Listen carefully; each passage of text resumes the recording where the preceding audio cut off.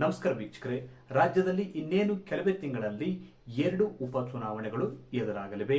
ಹಿರಿಯ ನಾಯಕರಾದ ಶಾಮನೂರು ಶಿವಶಂಕರಪ್ಪ ಹಾಗೂ ಎಚ್.ವೈ. ಮೇಟಿ ಅವರ ನಿಧನ ಹಿನ್ನೆಲೆಯಲ್ಲಿ ರಾಜ್ಯದಲ್ಲಿ ಇನ್ನು ಕೆಲವೇ ತಿಂಗಳಲ್ಲಿ 2 ಉಪಚುನಾವಣೆಗಳು ಎದುರಾಗಲಿವೆ.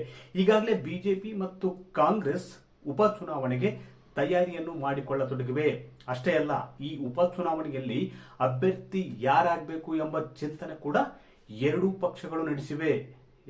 ಇಲ್ಲಿ ವಿಶೇಷವಾಗಿ ಗಮನಿಸಬೇಕಾದ ಅಂಶ ಏನಪ್ಪಾ ಅಂದ್ರೆ, ಇವೆರಡೂ ಕ್ಷೇತ್ರಗಳು ಬಿಜೆಪಿಗೆ ಒಂದಷ್ಟು ತಲೆನೋವಾಗಿವೆ. ಅಷ್ಟೇ ಅಲ್ಲ, ಒಂದಷ್ಟು ಸವಾಲನ್ನು ಕೂಡ ತಂದೊಡ್ಡಿವೆ. ಆದ್ರೆ ಈ ಕ್ಷೇತ್ರಗಳಲ್ಲಿನ ಪರಿಸ್ಥಿತಿ ಏನಿದೆ ಮತ್ತು ಈ 2 ಕ್ಷೇತ್ರಗಳಲ್ಲಿ ಬಿಜೆಪಿ ಅಭ್ಯರ್ಥಿ ಯಾರಾಗ್ತಾರೆ ಮತ್ತು ಕಾಂಗ್ರೆಸ್ ಪಕ್ಷದ ಅಭ್ಯರ್ಥಿ ಯಾರಾಗ್ತಾರೆ.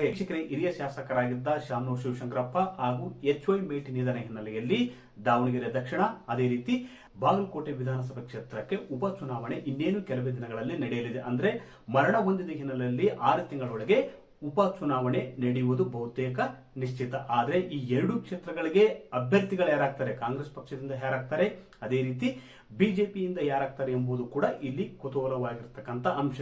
ಇಲ್ಲಿ ವಿಶೇಷವಾಗಿ ಗಮನಿಸಬೇಕಾದ ಅಂಶ ಏನಪ್ಪಾ ಅಂದ್ರೆ, ಬಿಜೆಪಿಗೆ ಒಂದಷ್ಟು ಸವಾಲನ್ನು ಒಡ್ಡಿವೆ ಈ 2 ಕ್ಷೇತ್ರಗಳು. ಯಾಕಂದ್ರೆ ಬಿಜೆಪಿಗೆ ಈ 2 ಕ್ಷೇತ್ರಗಳಲ್ಲಿ ಆಂತರಿಕ ಕಚ್ಚಾಟ, ಬಣ ರಾಜಕೀಯ ಜೋರಾಗಿದೆ. ಈ ಹಿನ್ನೆಲೆಯಲ್ಲಿ 2023 ವಿಧಾನಸಭೆ ಚುನಾವಣೆಯಲ್ಲಿ ಈ 2 ಕ್ಷೇತ್ರಗಳಲ್ಲಿ ಕೂಡ ಬಿಜೆಪಿ ಸೋಲನ್ನು ಅನುಭವಿಸಿತ್ತು. ಮೊದಲನೇದಾಗಿ ದಾವಣಗೆರೆ ದಕ್ಷಿಣ ವಿಧಾನಸಭಾ ಕ್ಷೇತ್ರದಲ್ಲಿ ನೋಡಿ, ಇಲ್ಲಿ ಬಿಜೆಪಿಯಲ್ಲೇ 2 ಟೀಮ್ಗಳಿವೆ. ಇಲ್ಲಿ ಬಣ ರಾಜಕೀಯ ಇದೆ. ವಿಜೇಂದ್ರ ನೇತೃತ್ವದ ಒಂದು ಟೀಮ್, ಅದೇ ರೀತಿ ಮಾಜಿ ಸಂಸದರಾಗಿರ್ತಕ್ಕಂಥ ಜಿ.ಎಂ. ಸಿದ್ದೇಶ್ವರ ಟೀಮ್ನ ನಡುವೆ ಇಲ್ಲಿ ಒಂದಷ್ಟು ವೈಮನಸ್ಸು, ಮನಸ್ತಾಪ ಇದೆ. ಹೀಗಾಗಿ ಮುಂದಿನ ಉಪಚುನಾವಣೆಯಲ್ಲಿ ಅಭ್ಯರ್ಥಿ ಯಾರಾಗ್ತಾರೆ ಎಂಬುದು ಕೂಡ ಇಲ್ಲಿ ಕುತೂಹಲ ಮೂಡಿರುವ ವಿಷಯ. ಯಾಕಂದ್ರೆ ಕಳೆದ ಬಾರಿ ವಿಧಾನಸಭೆ ಚುನಾವಣೆಯಲ್ಲಿ ಅಜಯ್ ಕುಮಾರ್ ಎಂಬುವರು ಸ್ಪರ್ಧೆ ಮಾಡಿದ್ರು, ಅದು ಯಡಿಯೂರಪ್ಪ ಅವರ ಬೆಂಬಲಿಗರಾಗಿದ್ರು. ಅದೇ ರೀತಿ ಈ ವೇಳೆ ಅಂದ್ರೆ ಕಳೆದ ಲೋಕಸಭೆ ಚುನಾವಣೆಯಲ್ಲಿ ಸೋಲನ್ನು ಅನುಭವಿಸಿರ್ತಕ್ಕಂಥ, ಅದೇ ರೀತಿ ಬಿಎಸ್ವೈ ವಿರೋಧಿ ಕ್ಯಾಂಪಿನಲ್ಲಿ ಕಾಣಿಸಿಕೊಂಡಿರ್ತಕ್ಕಂಥ ಜಿ.ಎಂ. ಸಿದ್ದೇಶ್ವರ್ ಅವರಿಗೆ ಟಿಕೆಟ್ ನೀಡುವ ಸಾಧ್ಯತೆ ಕೂಡ ಇದೆ ಅಂತ ಹೇಳಲಾಗ್ತದೆ. ಯಾಕಂದ್ರೆ ಬಿ.ವೈ. ವಿಜೇಂದ್ರ ಅವರು ತಮ್ಮದೇ ಆಪ್ತರಿಗೆ ನೀಡಿದ್ರೆ ಅಲ್ಲಿ ಮತ್ತೆ ಬಹುತೇಕ ಅಸಮಾಧಾನ ಭುಗಿಲೇಳುವ ಸಾಧ್ಯತೆ ಹೆಚ್ಚು. ಹೀಗಾಗಿ ಬಹುತೇಕ ದಾವಣಗೆರೆ ದಕ್ಷಿಣ ವಿಧಾನಸಭಾ ಕ್ಷೇತ್ರದ ಉಪಚುನಾವಣೆಯಲ್ಲಿ ಜಿ.ಎಂ. ಸಿದ್ದೇಶ್ವರ ಅವರ ಕುಟುಂಬಕ್ಕೆ ಟಿಕೆಟ್ ನೀಡುವ ಸಾಧ್ಯತೆ ಹೆಚ್ಚು. ಈ ಮೂಲಕ ಜಿ.ಎಂ. ಸಿದ್ದೇಶ್ವರ ಅವರನ್ನು ಮತ್ತೆ ಮನವೊಲಿಸುವ ಕಾರ್ಯವನ್ನು ಬಿಜೆಪಿ ರಾಜ್ಯಾಧ್ಯಕ್ಷರಾಗಿರುವ ಬಿ.ವೈ. ವಿಜೇಂದ್ರ ಅವರು ಮಾಡುವ ಸಾಧ್ಯತೆ ಹೆಚ್ಚು. ಯಾಕಂದ್ರೆ ಈಗಾಗಲೇ ಬಿಎಸ್ವೈ ವಿರೋಧಿ ಕ್ಯಾಂಪಿನಲ್ಲಿ ಜಿ.ಎಂ. ಸಿದ್ದೇಶ್ವರ ಅವರು ಕಾಣಿಸಿಕೊಂಡಿದ್ದಾರೆ. ಇದರಿಂದಾಗಿ ಪದೇ ಪದೇ ನಾಯಕತ್ವದ ಕುರಿತು ಕೂಡ ಧ್ವನಿ ಎತ್ತುತ್ತಿದ್ದಾರೆ. ಒಂದು ವೇಳೆ ಅಜಯ್ ಕುಮಾರ್ ಅವರಿಗೆ ನೀಡಿದ್ರೆ ಅದು ತಪ್ಪು ಸಂದೇಶ ರವಾನಿಸಿದಂತಾಗುತ್ತೆ ಮತ್ತು ಪೈಪೋಟಿಗೆ ಹಾಗೆ ಬಣ ರಾಜಕೀಯಕ್ಕೆ ಇಂಬು ನೀಡಿದಂತಾಗುತ್ತದೆ ಎಂಬ ಮಾತುಗಳು ಕೂಡ ಕೇಳಿ ಬರ್ತವೆ.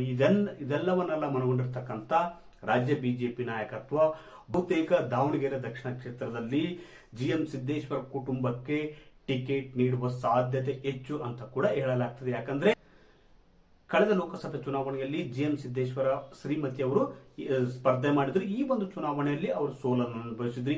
ಸೋಲುವುದಕ್ಕೆ ಬಿಎಸ್ವೈ ಬಣ ಕಾರಣ ಅಂತ ಕೂಡ ಆರೋಪ ಮಾಡಿದ್ರು. ಈ ಆರೋಪವನ್ನು ರಾಜ್ಯಾಧ್ಯಕ್ಷರಾಗಿರುವ ಬಿ.ವೈ. ವಿಜೇಂದ್ರ ಅವರು ತಳ್ಳಿ ಹಾಕಿದ್ರು.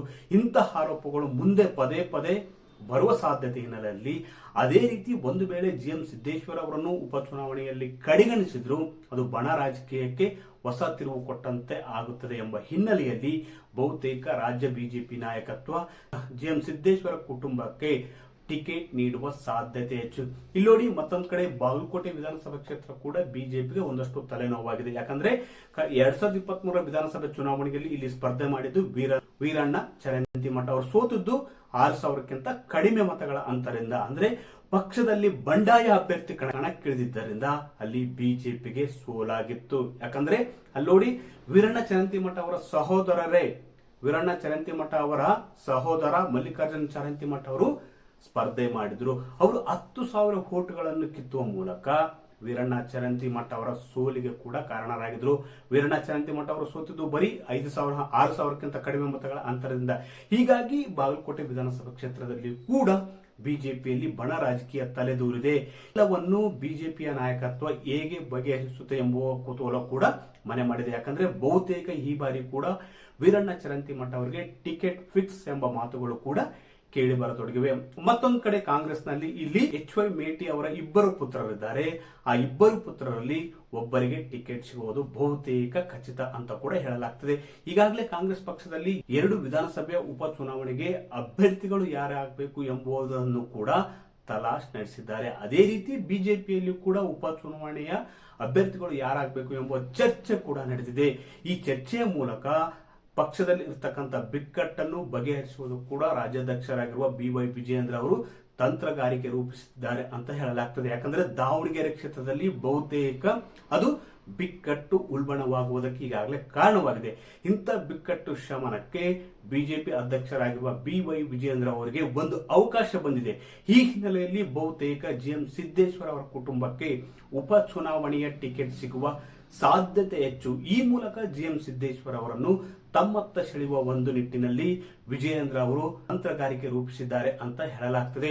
ಒಟ್ಟಾರೆಯಾಗಿ ಮುಂಬರುವ ಕೆಲವೇ ದಿನಗಳಲ್ಲಿ ರಾಜ್ಯದಲ್ಲಿ ಮತ್ತೆರಡು ಉಪಚುನಾವಣೆಗಳು ನಡೆಯಲಿದ್ದು, ಈ 2 ಉಪಚುನಾವಣೆಗಳಲ್ಲಿ ಯಾವ ಪಕ್ಷ ಗೆಲ್ಲುತ್ತೆ ಎಂಬುದು ಕೂಡ ಮೂಡಿಸಿದೆ. ಯಾಕಂದ್ರೆ ಈಗಾಗಲೇ ಕಳೆದ ಕೆಲವು ತಿಂಗಳ ಹಿಂದೆ ಸಂಡೂರು, ಚನ್ನಪಟ್ಟಣ ಮತ್ತು ಶಿಗ್ಗಾಂವ್ ವಿಧಾನಸಭಾ ಕ್ಷೇತ್ರಕ್ಕೆ ಉಪಚುನಾವಣೆ ನಡೆದಿತ್ತು. ಈ ಉಪಚುನಾವಣೆಯಲ್ಲಿ ಕಾಂಗ್ರೆಸ್ ಸ್ಪಷ್ಟ ಮೇಲುಗೈ ಸಾಧಿಸಿತ್ತು. ಆದರೆ ಸಂಡೂರು ವಿಧಾನಸಭಾ ಕ್ಷೇತ್ರದ ಉಪಚುನಾವಣೆಯಲ್ಲಿ ಬಿಜೆಪಿ ಅತ್ಯಧಿಕ ಮತಗಳನ್ನು ಪಡೆಯುವ ಮೂಲಕ ಅಲ್ಲಿ ಒಂದು ದಾಖಲೆ ಬರೆದಿದ್ರು ಕೂಡ ಅಲ್ಲಿ ಸ್ವಲ್ಪ ಅಲ್ಪ ಮತಗಳ ಅಂತರದಲ್ಲಿ ಹಿನ್ನಡೆಯನ್ನು ಅನುಭವಿಸಿತ್ತು.